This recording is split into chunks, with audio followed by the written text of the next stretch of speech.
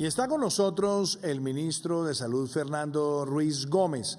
Hay un tema que ha sido de importante debate en Colombia y en el mundo, y tiene que ver con la adquisición de vacunas por parte de privados. Ya fue puesta a comentarios de la ciudadanía el borrador de resolución del Ministerio de Salud para permitir la adquisición de vacunas en nuestro país por parte de privados. Muy importante tener en cuenta que este es un proceso que se tiene que surtir de conformidad con los lineamientos establecidos por el Ministerio de Salud y donde claramente no se puede cobrar por esas vacunas. Se mantiene el principio de gratuidad, pero adicionalmente tienen que estar totalmente congruente y coherente con el Plan Nacional de Vacunación y cumpliendo con todos los requisitos en materia de refrigeración, de aplicación y, por supuesto, en los requisitos mismos de adquisición, porque únicamente se permitirá para aquellas vacunas que han sido autorizadas por parte del INVIMA para uso de emergencia. Como este es un tema muy importante, le voy a pedir al ministro que lo abordemos. Y también estaremos abordando las medidas adicionales que se han tomado con las autoridades sanitarias de la ciudad de Bogotá para este fin de semana, a fin de prevenir un aumento de casos que pueda acelerar o precipitar un tercer pico en la capital de nuestro país. Pero antes de escuchar al ministro Fernando Ruiz, los invito para que conozcan las bases de este borrador de resolución que se abre ahora a comentarios de la ciudadanía. El Ministerio de Salud y Protección Social publicó para comentarios de la ciudadanía la resolución por la cual se establecen los requisitos para la adquisición e importación de vacunas contra el SARS-CoV-2 por personas de derecho privado. En el documento se estableció que los privados podrán negociar, adquirir e importar al territorio colombiano vacunas contra el COVID-19 bajo el cumplimiento de diversas condiciones. Entre ellas se encuentran que la vacuna a importar y adquirir debe contar con una autorización de uso de emergencia otorgada por el INVIMA, que se debe garantizar la aplicación de los biológicos en servicios de vacunación habilitados, las condiciones necesarias para la conservación de las vacunas y cumplir con los lineamientos establecidos por el Ministerio de Salud y Protección Social. Adicionalmente, el proceso de inmunización que se adelante con las vacunas adquiridas por privados deberá efectuarse a cero costos para los beneficiarios de su aplicación. El acto administrativo podrá ser consultado en la página de MinSalud y los comentarios se podrán hacer hasta el viernes 9 de abril. Sí, señor presidente, un saludo para usted, para los compañeros de gabinete, para todos los colombianos. Hoy tenemos efectivamente publicada en la página web del Ministerio este proyecto de resolución para comentarios hasta el día 4 de abril, comentarios en los cuales agentes privados que estaban muy interesados en la adquisición y provisión de vacuna dentro del Plan Nacional de Vacunación estaban esperando para poder adelantar sus negociaciones.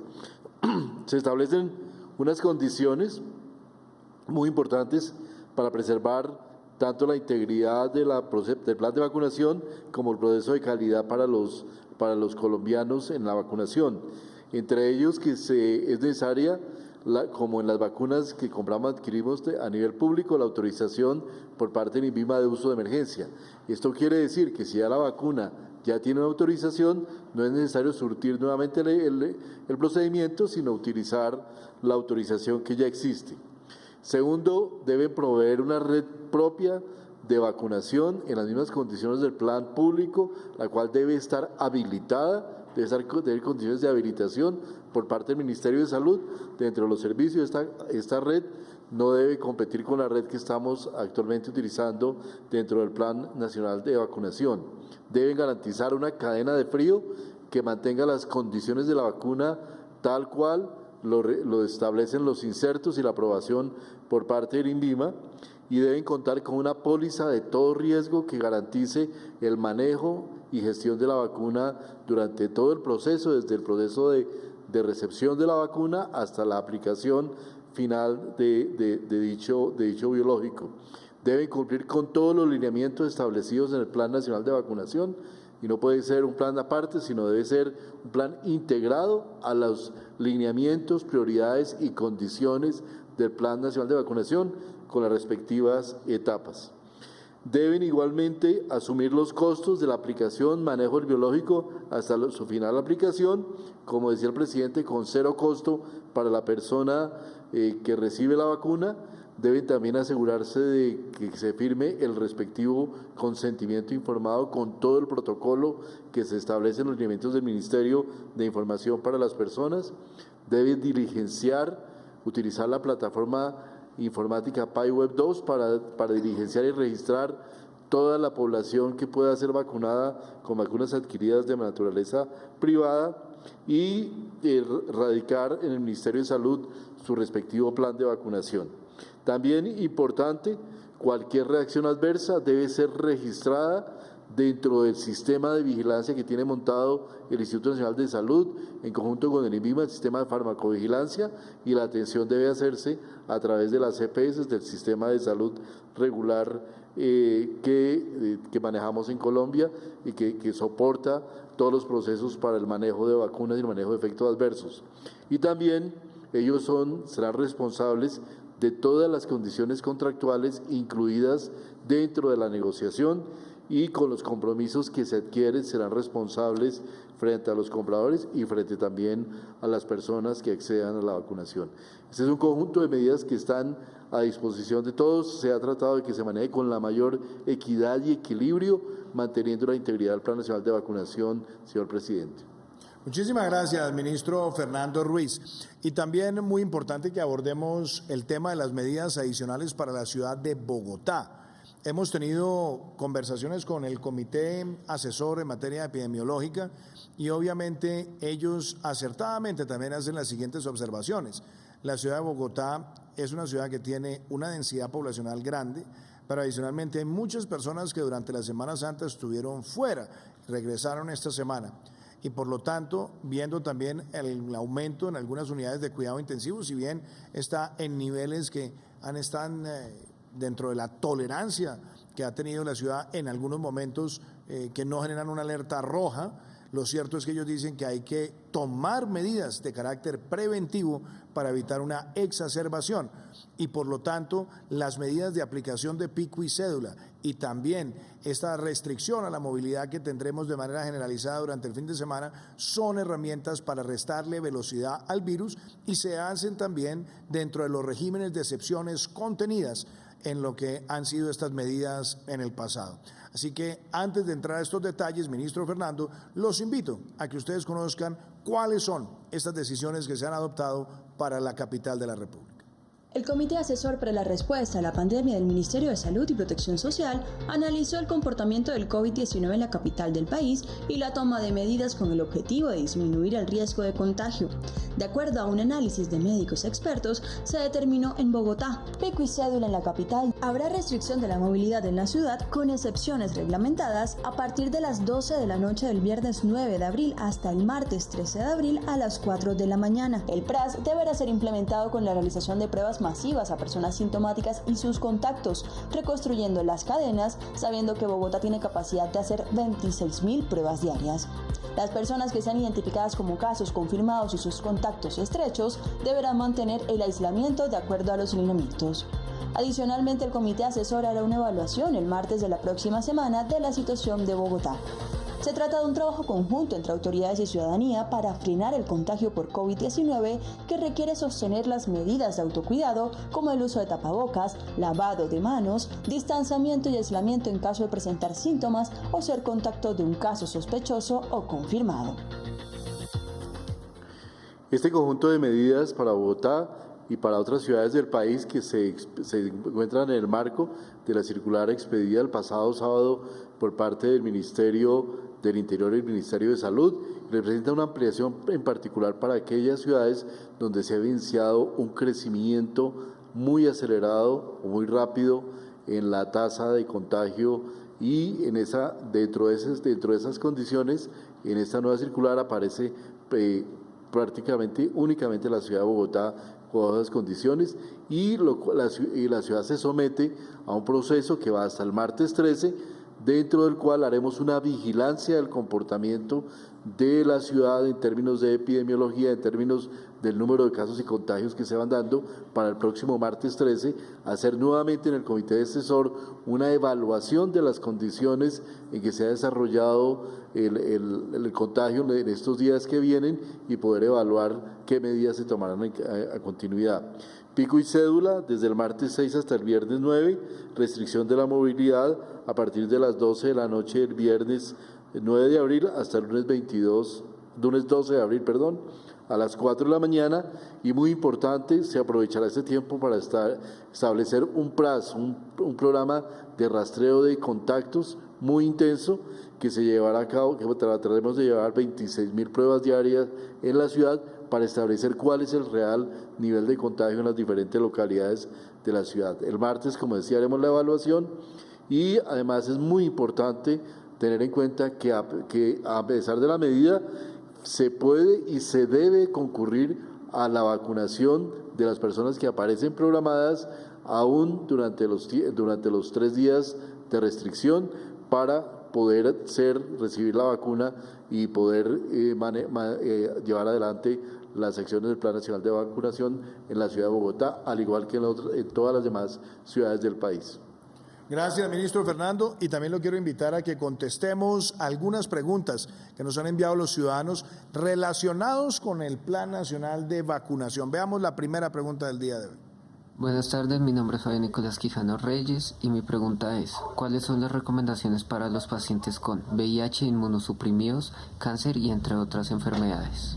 Esa es una muy buena pregunta, ministro, que yo voy a dejar que ustedes del lado médico también la complemente, pero el mensaje que nosotros hemos dado es que, por supuesto, las personas que están altamente expuestas a este virus son las personas que tienen preexistencias y comorbilidades, y claramente lo que se ha dicho es, si hay personas que tienen enfermedades como VIH, SIDA, o si tienen cáncer, perfectamente pueden vacunarse, y también que tengan otras patologías. Siempre es bueno tener algún tipo de conversación con el médico tratante si es que está en algún tratamiento especial o adicional, pero no hay en este momento ninguna contraindicación que impida que el proceso de vacunación se desarrolle.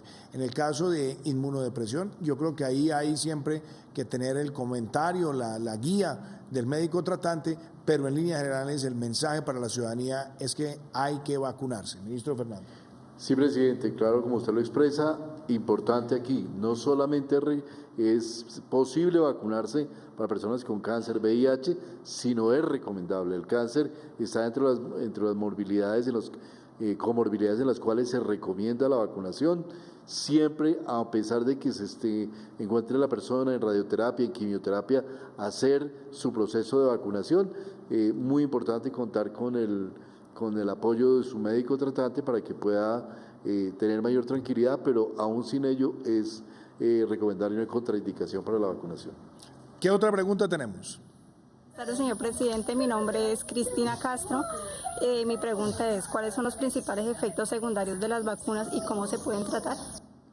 En líneas generales, Cristina, y es una muy buena pregunta, los síntomas que se puedan presentar de alguna reacción son leves, un dolor en el brazo, de pronto alguna pequeña alergia, pero en lo que nosotros hemos visto hasta ahora, ya nos estamos acercando a los 2,5 millones de vacunados, es que realmente el proceso ha fluido bien. Cuando se ha presentado algún tipo de molestia, se está haciendo la observación después de que las personas pasan por la aplicación, y eso nos permite también hacer un monitoreo exhaustivo. Pero desde el punto de vista médico, ministro Fernando, yo creo que de esos casi ya 2,5 millones de personas vacunadas, tenemos en este momento un buen mensaje con respecto a las reacciones que han tenido la ciudadanía.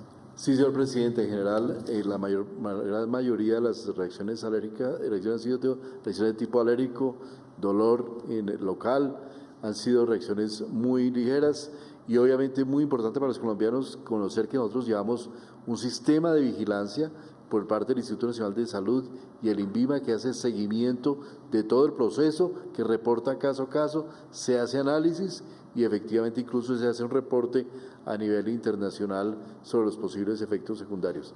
El INVIMA da autorización de uso de emergencia, y el INVIMA puede generar reportes o advertencias en caso de que la literatura científica muestre que hay efectos secundarios nocivos importantes.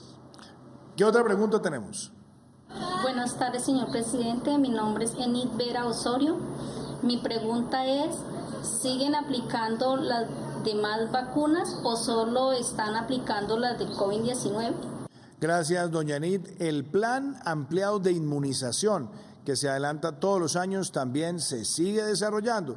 Le recuerdo, y es importante, lo hemos dicho varias veces también en prevención y acción, que este tipo de programas, el plan ampliado de inmunización, todos los años lleva a que en nuestro país se apliquen cerca de 25 millones de vacunas para alrededor de 10 millones de ciudadanos.